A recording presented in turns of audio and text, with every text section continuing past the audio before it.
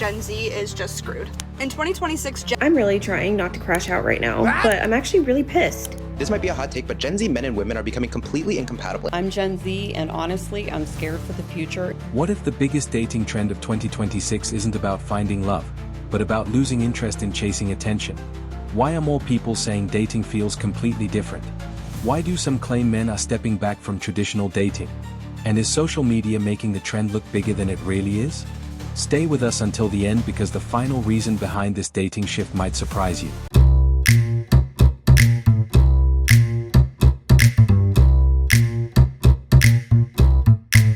I'm Gen Z, and honestly, I'm scared for the future in a way I don't think older generations fully understand.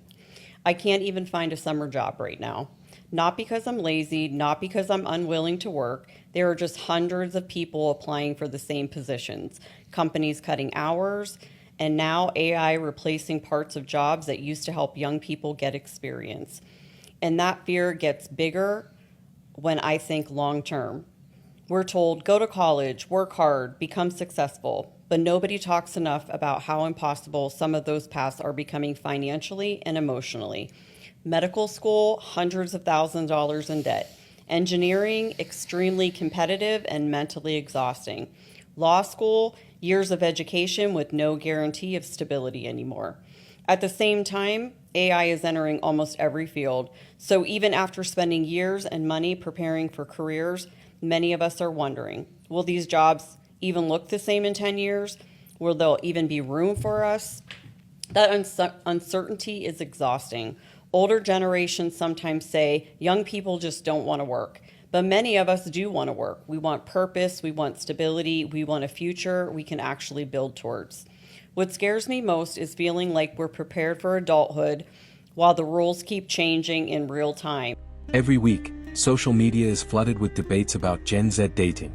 Some say priorities have changed, while others believe the internet is exaggerating the entire situation. This might be a hot take, but Gen Z men and women are becoming completely incompatible, and it's the reason dating in our generation feels so broken. This is the first generation to be raised entirely by algorithms. Men and women get fed completely different feeds. A man's algorithm tells him his value is his income, his status, his physique. So he's grinding, comparing his bank account to other men online, feeling behind 24/7. The data shows that his #1 criteria in a partner is physical attractiveness. A girl's algorithm tells her to prioritize her emotional well-being, her career, her independence. She watches 100 videos about red flags and not settling. The data shows that her #1 criteria in a partner is emotional stability and kindness. So you have a guy optimizing for money and status to feel worthy of dating, and a girl optimizing for emotional safety and independence. Now, I'm not saying it's impossible to find someone who you're compatible with in this day and age, but you need to be able to agree on a core group of values to build a healthy and sustainable relationship. But last night, I spent like an hour trying to convince a group of women that not all men are assholes and that we can, in fact, love one woman for the rest of our lives. They didn't believe me. Many people say they're focusing on themselves first. Careers, fitness, financial goals, and mental well-being are becoming bigger priorities than dating. I'm really trying not to crash out right now, but I'm actually really pissed. Matched with this guy on Hinge. He's really chatty, funny, playful, asked for my number. We were gonna go out tomorrow night, right? Text me, hey, here's my Instagram, creep if you want to. So I look him up on Instagram, it's private, so I click follow, go back to Hinge, unmatched me. I was like, oh, that's weird, like maybe because he already has my number. And then I'm like, oh, I'm gonna go see if he accepted my follow request. Blocked on Instagram. So how is that supposed to make me feel? Dating apps have also changed expectations. Endless swiping, ghosting, and short conversations have left many people feeling burned out. I'm only 24 years old and I'm very much part of Gen Z. But the difference between me and every college student that I'm in school with right now is pretty much that I did all of my high school education before COVID and before online learning. I remember doing the MCAS, the standardized state testing, on paper. I just did a group project with a bunch of freshmen and people that are younger than me in my college. It was quite a disaster. I will let you know how it went by telling you that 6 people out of 14 showed up for the presentation. One guy literally contributed to the project by taking the prompt, like the outline, plugging it into ChatGPT, putting it into bullet points, and then I said, that's too much text, you need to simplify it, so we put it back into ChatGPT and asked it to simplify it for him. Yeah, they were already in bullet points. They refused to use Google Scholar, even though Google Scholar is just as simple as typing in the ChatGPT prompt. You even have to type less words. During the presentation, they all had a paper to read directly off of. They did not speak off the top of their heads at all. And they didn't add any additional information to what was said. They literally just read verbatim off of the slide or off of their paper, which was all written by ChatGPT. I was legitimately the only one who even understood what the prompt was even saying. It was a debate. We had to take a stance on art censorship. We had to decide if our theoretical government that we had was going to support art censorship or if it was going to have no role in censoring art. They decided that the government should censor art, but then they chose the prompt that said, the government protects the right to all artistic expression. They couldn't understand or interpret or comprehend what that sentence meant. They didn't know what stance that meant. So then when they were submitting sources from ChatGPT, when they were submitting their sources, which were like all tertiary sources, like news articles, they didn't read them. They just read the title, and they didn't know that the title was actually opposing our stance. Anyways, so I ratted them all out. The teacher knows that it was all ChatGPT. Some men say they're approaching dating more cautiously. Others simply prefer investing their time in personal growth before relationships. And here's the other thing, if my husband ever has a problem with how mean I am to him, right, it could be worse. I could actually be 10 times meaner. I have it in me. I know it. And here's the thing, if my wife ever has a problem with how mean I am to her, I can be meaner. I have it in me. I can be a lot meaner. See how, like, uncomfortable that makes you feel because I'm a guy saying that? Woman would be saying, what a narcissist, what a control freak. But in that comment section of that woman, girls were celebrating, saying, yes, queen, absolutely. And this is the exact toxic mindset I'm talking about in today's world. And this is a result, honestly, of guys becoming simps. This is a result of guys being taught that the more you take, the more masculine you are. So guys think that they have to take this from the female. I'm here to tell you that that's not it, okay? At the end of the day, a relationship is about two people coming together to serve each other, and in my opinion, serve God. And that kind of behavior, if that continues, to the streets. Plain and simple. At the same time, many women say modern dating has become more confusing than ever. Changing expectations on both sides have made finding compatible partners feel more difficult. But I will say that I've reached this point where I kind of scare men now, and I love it. I really love it. Only the bravest of the brave or the stupidest of the stupid will come forward. A lot of men just don't talk to me. They'll stare at me, right? They'll think of me, but they don't talk to me. They don't fucking approach me. And I feel like it's a good thing. It's I've reached a new level. Millennial men were the last chopper out of Dom. Why is everyone saying millennial men are better than Gen Z? As a millennial, I'm telling you straight up, that's a lie. Their misogyny isn't Gen Z misogyny. It's sneaky. You can't see or reject it as easily. They lived the golden age of 50-50 sex positivity and hookup culture. And they weaponized that progressivism to guilt and shame women into being cool girls who are down for anything. They called us gold diggers for wanting them to pay for dinner. We couldn't be proved, but we couldn't be too easy either. And God forbid we ask where things were going or ask more about that dinner he's having with his female friend. We're controlling and insecure. As someone who hated and broke all those rules, I felt crazy all the time. There's no hack for finding a good man in a broken system. Only way you can win is by refusing to play the roles they created for you. Social media only adds to the confusion. Highlight reels and viral opinions can make dating seem more dramatic than everyday reality. One of the things that nobody's talking about for Gen Z dating is that we are collectively, as a society, losing the ability to gauge compatibility with our partner. And that's for a lot of reasons, right? The first is that nobody knows what they want. Everybody sees videos like this. I'm part of the problem. Sorry. Everybody sees videos like this and is like, oh yeah, I want that. But they see it because somebody's saying it, I guess. And they don't actually think, okay, well, what is going to work with me and my life? That's the first reason. When you don't have a good opinion of what you want and who you are, how are you supposed to gauge whether or not you're compatible with somebody else? Number two, the world is filled with selfish people. We know that. But now the selfish people have a lot of options on social media, on dating apps. You can go find somebody to be with in a heartbeat. The illusion of options. I've talked about this a lot. But so that being said, everybody is one or two people. They're either the people with a bunch of options, perceived options, or they're the people who chooses to limit their options and tries to refuse to date because it's such a difficult dating world now. And so look at those two types of people, right? The first has infinite options. And so how would they ever know which one's compatible? Because they're always thinking about a different one. There's always another DM or another like on Tinder, whatever it might be. And then on the flip side, the people who choose not to date, how are you ever going to know what's compatible? Because you don't date. You don't know what's incompatible. So as a generation, we are losing that ability to read, hey, would I work well with this person in real life or not? And it's largely because of social media. I think social media is the literal most detrimental thing to relationships, which again makes me a hypocrite. But I talk about dating, relationships, growing up, being in your 20s, a little bit of finances. So follow for more. That doesn't mean people have stopped wanting relationships. Many simply say they're waiting for healthier, more compatible connections. 62 million men.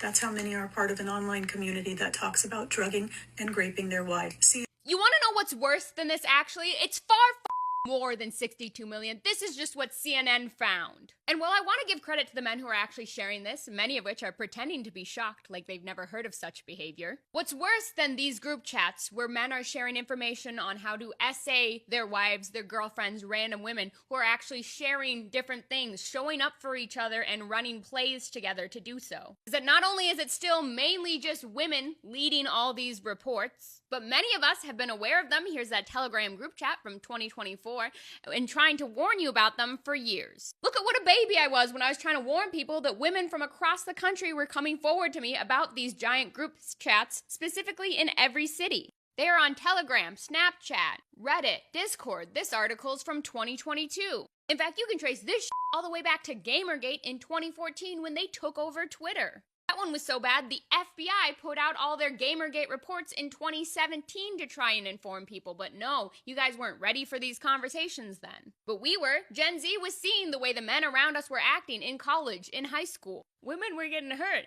but you weren't listening to us. And now that there's stats and data coming out telling everyone that we're screwed, now you're locking in. For all the men acting like 62 million hits a month is nothing, it's not 62 million men. This video got 60 million views one singular time, and I get stopped at almost every event still with people telling me they liked it. And let me put that into proper perspective for you. 60 million hits one singular time means that every time I leave the house now, at least one person is willing to admit that they were a part of that joke. Now imagine 60 million hits per month. How many men do you think you encounter on the street every day who've seen this? I don't really want to know. Welcome to the women's sphere I'm building, ladies, because all we can do now is keep talking about it and protect each other. Perhaps the biggest change isn't attraction at all. It's that more people are becoming selective about where they spend their time and emotional energy.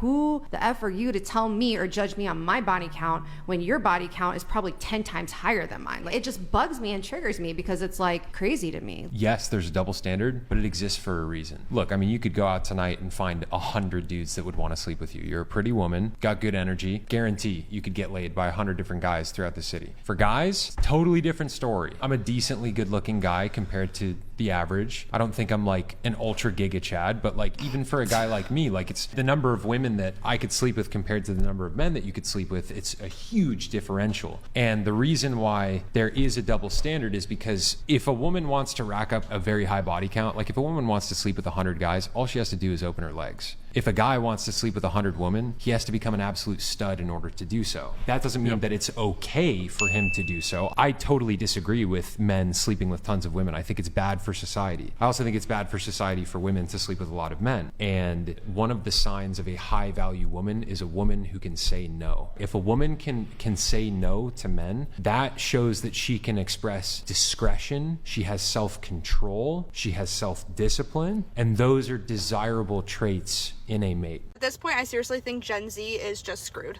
In 2026, Gen Z just simply earns way less than it costs to survive. The average Gen Zer makes about $25K a year, which is around $21,000 a month, and spends basically all of it on bills or rent. Nearly half of Gen Z runs out of money before the end of the month ends, and that's not just budgeting, that's just survival at that point. And don't get me started on student loan debt, because the average Gen Zer also has about $30K of student loan debt on top of all of that. We are spending more on essentials than any other previous generation, and wages just keep going down, and the cost of living just keeps going up. You're not failing in life. The system is just completely fucked us over. Budgeting does help, don't get me wrong. I still use mine to budget and track all of my expenses, but the system is still failing us. So, is this a temporary trend or the future of dating? Only time will tell. But one thing is certain, the dating landscape is evolving faster than ever. I'm sick of making videos for women about how to avoid men that may become perpetrators of DV. Instead, this is a video for men to check on yourself, your own behavior, and see if you are behaving in a way that is a red flag. Really look inside and go, do I do this? So the first one is, are you obsessed with winning arguments? Do you have to win at all costs? Because a relationship isn't always about winning. It should be about coming to a compromise between two parties. If you're obsessed with winning, red flag, that's just your ego. Number 2, do you feel like your partner owes you things because of what you've done for them? Like, I did X, so she should do Y. Because good, healthy relationships, they're not accruing debts. Number 3, if you're hurt, do you always look for someone to blame? Are you always like, well, it's this person's fault? Like, this bad thing happened to me, it's this person's fault. If you can't ever look and go, how did I contribute to this? Red flag.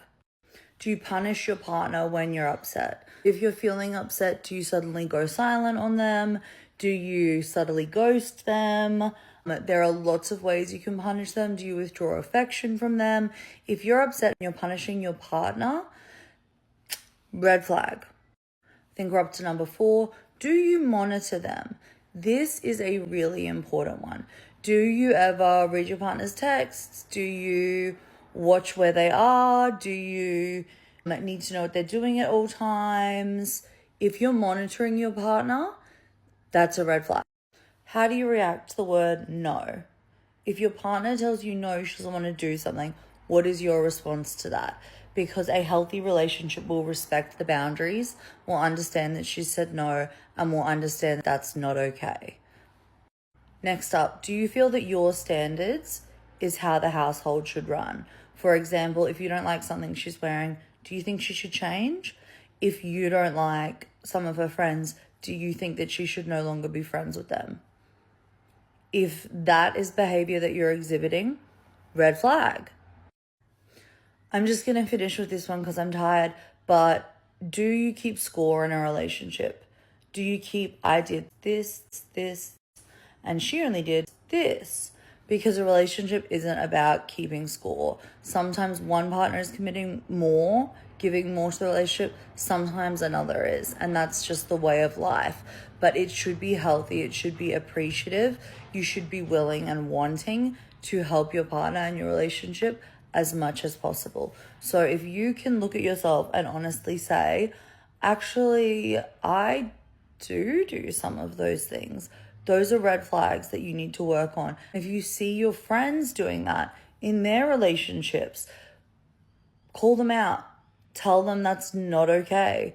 Tell them that these are examples of domestic violence. These are examples of behavior that lead to even more extreme violence. This is for the men. I'm sick of telling women what to do to avoid the men because women know.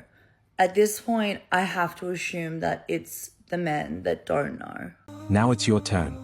Do you think Gen Z is changing the rules of dating, or is social media making these trends seem bigger than they are? Share your opinion in the comments, and if you enjoyed this video, don't forget to like, subscribe, and stay with us until the next one.